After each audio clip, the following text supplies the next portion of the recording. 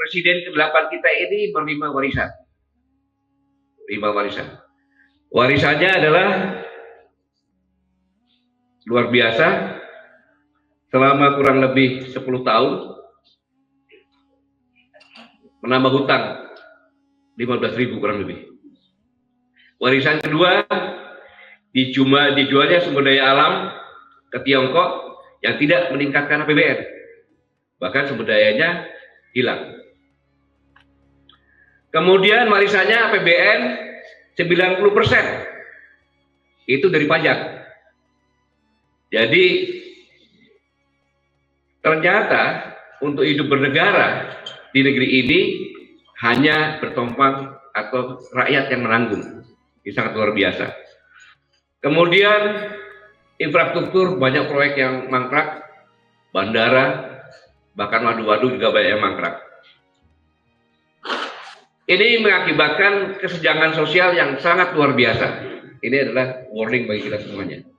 Selama 10 tahun, itu 7 presiden kalau dijumlahkan, itu korupsinya di zamannya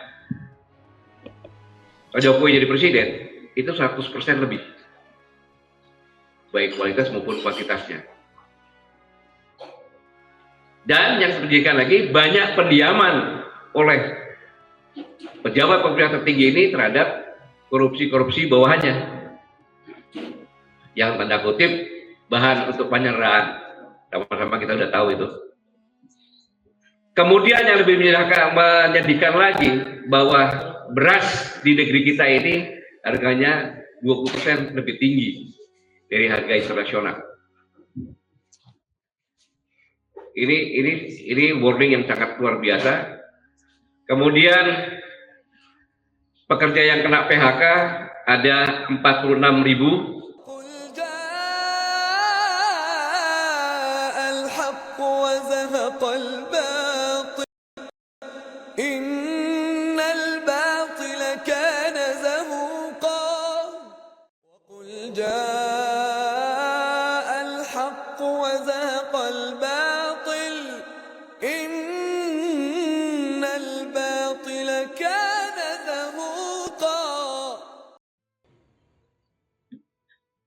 Assalamualaikum warahmatullahi wabarakatuh. Salam sejahtera, selamat siang. Bismillahirrahmanirrahim. Alhamdulillah, wa syukurillah, wala haula wala quwata illa billahil. Allahumma shalli ala sayyidina Muhammad wa ala sayyidina Muhammad. Yang saya hormati dan saya banggakan Pak Ketua, Bung Tata, dan Ketua Harian Doni dan Sekjen Wida. Di sini ada senior saya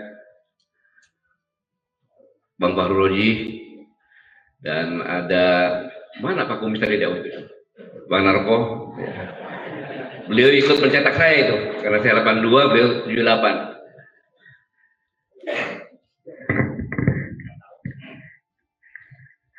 Di sini banyak tokoh-tokoh, ada Mossad, ada Bang Antoni, ada Bang Refli Harun, kemudian ada Dewan Pakar tadi, saya baru mengucapkan Dewan Pakar ya. Bang Rocky baru pulang dia soalnya, ikut melatih di Magelang katanya. Ada Bang Ersu, Bang Edi, ada Bu Husnul, ada Prof. Nurhayati, ibu-ibu sekalian semuanya yang saya hormati.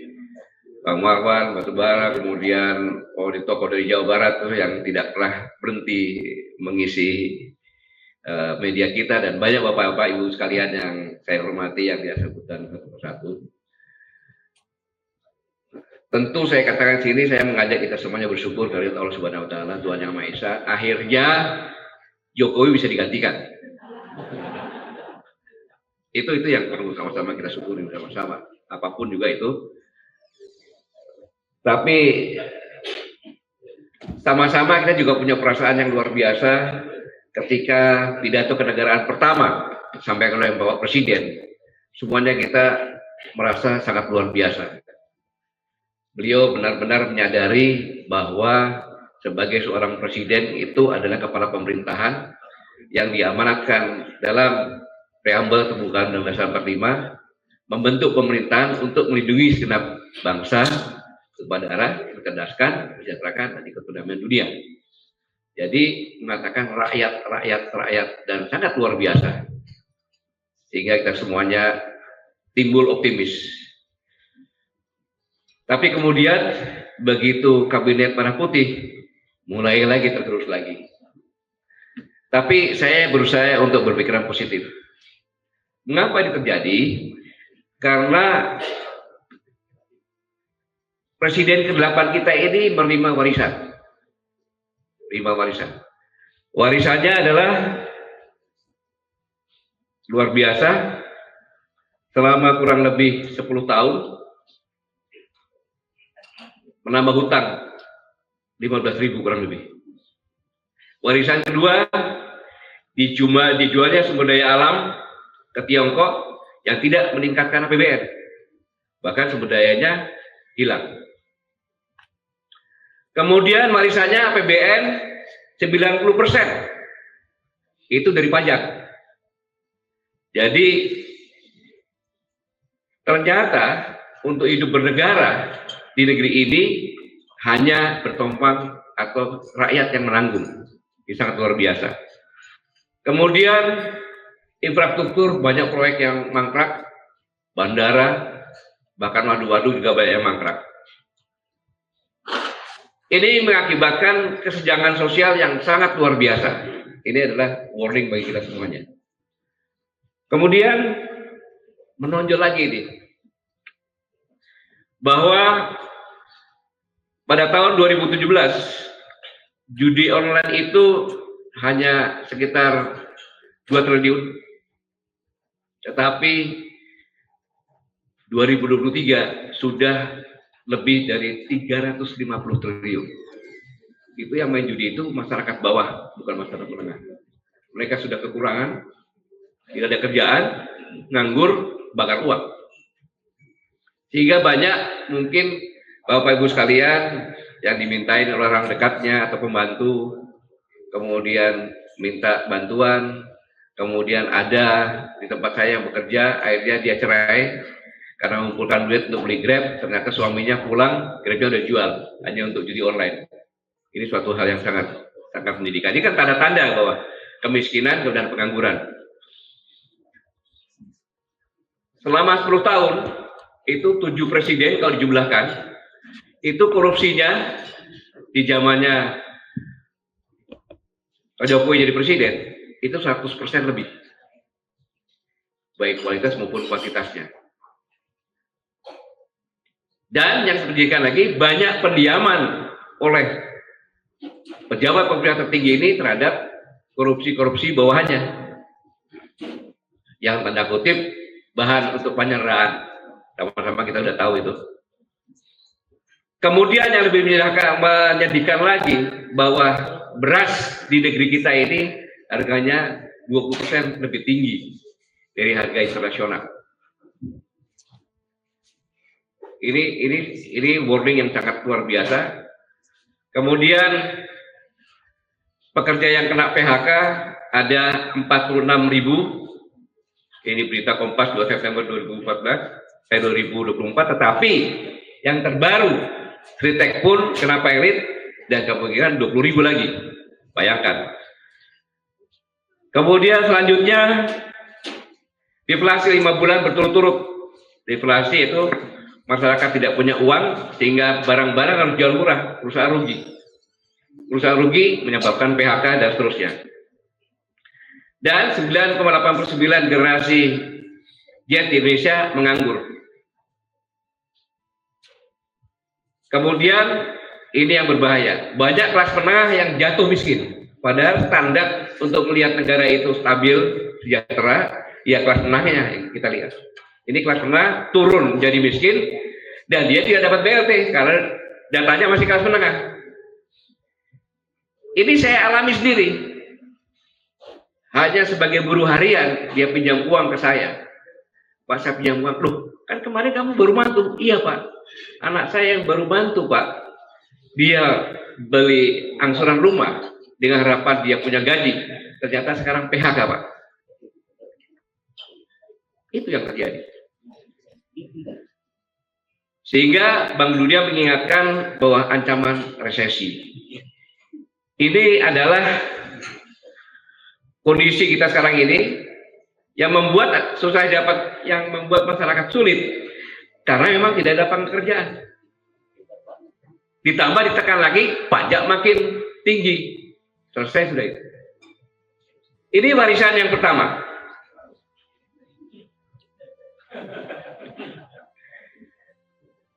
Sekarang Bapak Ibu sekalian, kalau Bapak Ibu sekalian menjabat di suatu instansi, baru-baru menjabat, kemudian Bapak berdiri dengan wakil Bapak yang baru juga, Bapak bicara terus memberikan kesempatan, ini wakil saya akan memperkenalkan diri.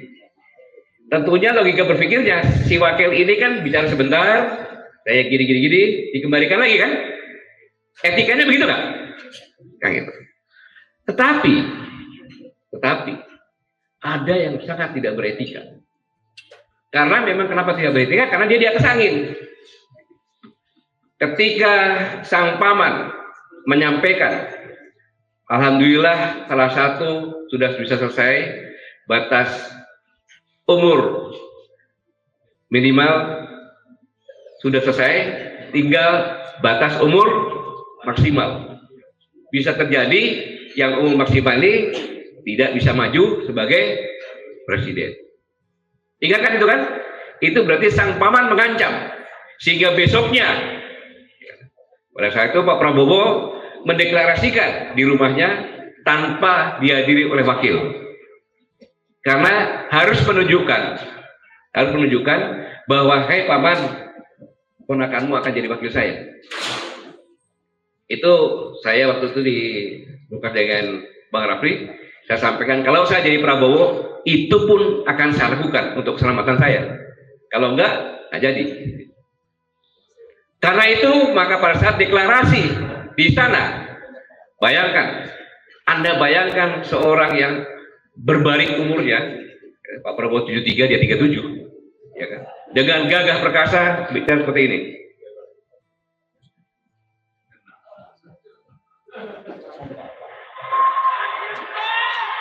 Tenang saja, Pak.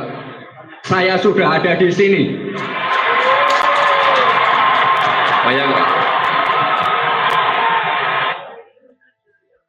Kan sangat tidak beretika.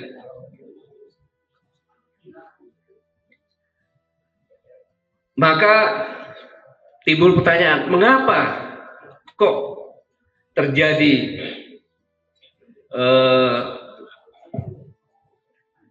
kabinet merah putih yang tergemuk terbesar sejak Orde Baru sampai dengan reformasi, ya gitu.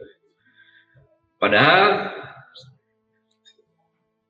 David mengatakan dalam The Cabinet a Cooperative Perspective bahwa kabinet yang hegemoni yang besar itu hanya bisa berlangsung dalam kondisi yang baik-baik saja. Sedangkan Presiden pada saat pidatonya menandakan bahwa kondisi kita tidak baik-baik saja dengan warisan tadi. Ibaratnya pelangi. Pelangi itu bisa terlihat dengan jelas, enak dilihat kalau tidak ada angin, udara yang sejuk, embun pagi atau sore. Tapi begitu ada angin, pelangi itu akan hilang. Dan ini pasti disadari oleh Pak Prabowo, pasti disadari bahwa kabinet hegemoni ini sangat berbahaya dalam kondisi yang tidak baik-baik saja.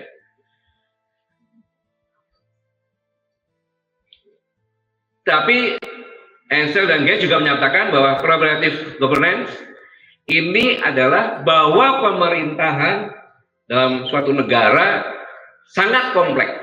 Saya ulangi, pemerintahan dalam suatu negara sangat kompleks sehingga diperlukan lembaga-lembaga negara untuk bersatu sebagai motor bekerja sama dengan akademisi, ekonomi, para pemuda, semua lapisan masyarakat untuk menentukan kebijakan. Latar belakang inilah mungkin sehingga ke Magelang. Di samping tadi gambar yang satu tadi. Karena apa? Kalau gemuk ini pasti akan terjadi friksi-friksi.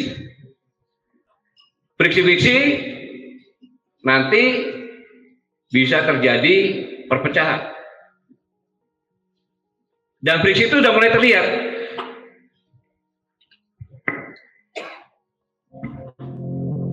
Coba lihat ini.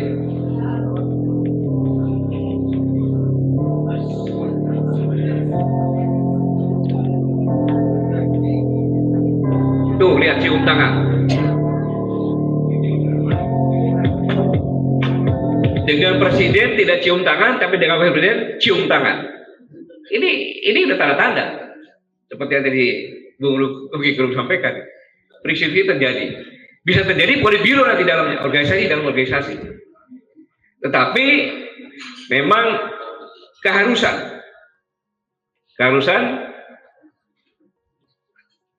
saya pikir timingnya tepat karena perubahan organisasi, orang-orang baru semuanya. Yang kedua, orang-orang menteri-menteri dan lembaga yang lainnya yang di Magelang, saya lihat Bung Rocky Gerung tadi semangat, ya kan? Karena mereka gembira, baru jadi menteri, bangga. Kemudian situasi ini masih kondusif. Saya pikir untuk bentuk team building sama teamwork itu diperlukan ke sana. Tapi intinya bahwa satu, Pak Presiden pernah nyatakan bahwa sebagai pejabat harus punya etika, sopan santun, berpolitik pun harus punya etika. Di sini ada yang tidak beretika, maka dibawa ke Magelang untuk belajar beretika. Itu yang pertama. Di samping untuk tim bendera sama teamwork tadi.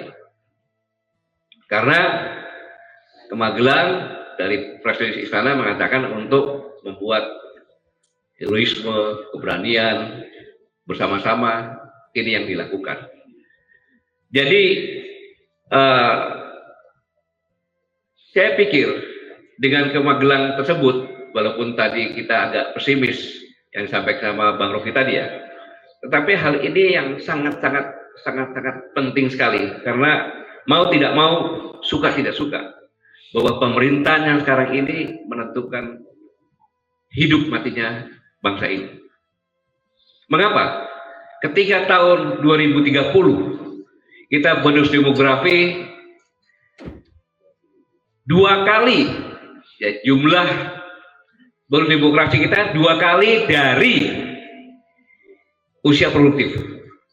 Seandainya pemerintah ini tidak bisa menyiapkan lapangan kerja, maka beban pemerintah akan menjadi luar biasa, dan itu tidak bisa bangkit. Tidak bisa bangkit.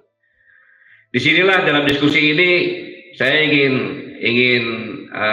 menyampaikan bahwa kita berpikiran positif untuk mengenalkan budaya bagi siapapun pejabat yang tidak berbudaya, seperti yang saya tanyakan tadi, supaya lebih berbudaya tentunya. Kemudian karena banyak orang, sekat-sekat psikologi itu harus dihilangkan sehingga timbul persatuan, sulit. Ya tentunya kita mengharapkan ini pemerintahan ini dengan kabinet yang besar, solid, kemudian profesional nantinya, dan bisa mengatasi segala permasalahan yang sulit dan tidak mudah. Saya pikir pengantarnya ini aja, tidak ada yang lainnya. Mau saya sampaikan, disampaikan sama Bung Rocky tadi. Apalagi sebenarnya Dewan Pakar nggak usah undang-undang kami semuanya. Bung Rocky tadi udah lengkap semuanya. Iya kan? Jadi saya hanya ingin titip pesan saja bagi yang bisa nyampaikan kepada pemerintahan, bahwa saya kalau berjalan-jalan ke Jawa Tengah, Jawa Timur, begitu lihat di sawah ada bangunan, ada pabrik, ada gudang, saya khawatir. Kita membuat food estate di luar, menebang hutan, tetapi sawah yang sudah jadi, yang sudah ada irigasinya, yang sudah terbukti, justru tidak dilarang untuk dihilangkan. Tidak dilarang untuk dihilangkan. Seharusnya pemerintah menetapkan lahan abadi. Sehingga lahan itu tidak boleh berubah apapun juga.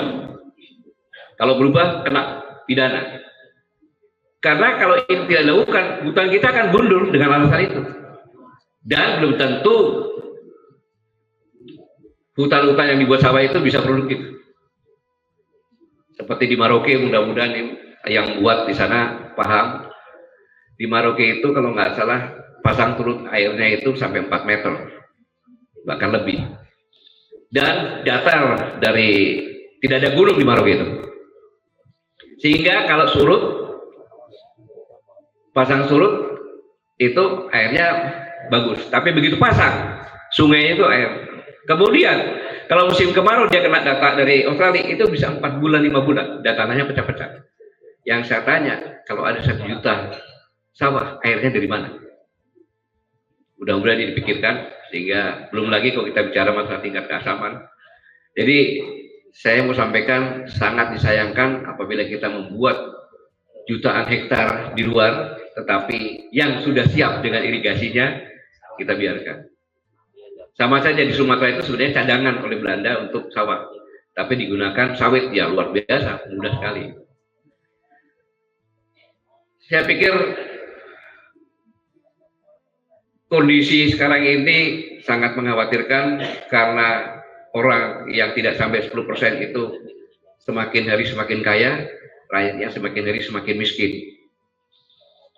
Kemudian tahun depan ada iuran, ada pajak dengan tambahan lagi, kemudian subsidi dihilangkan, dan lain sebagainya yang semakin berat lagi. Dalam kesempatan ini, mau tidak mau, suka tidak suka, mari sama-sama kita bergandengan tangan untuk mendukung pemerintahan yang ada ini sambil kita mengamati apakah benar. Kalau tidak, kita sebagai warga negara yang punya kedaulatan, ya kita sampaikan.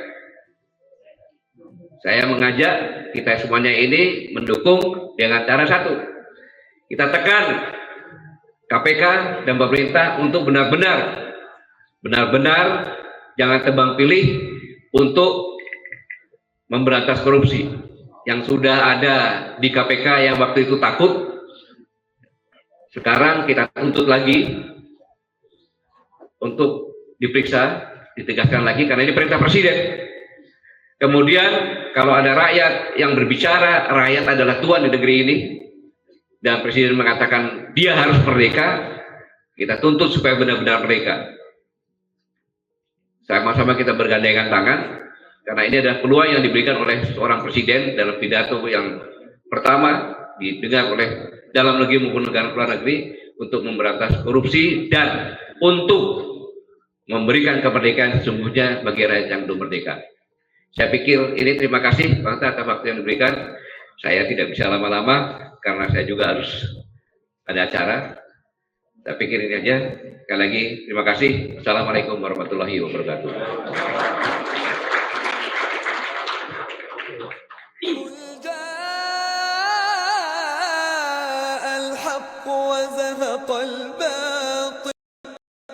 إن الباطل كان زهوقا وقل جاء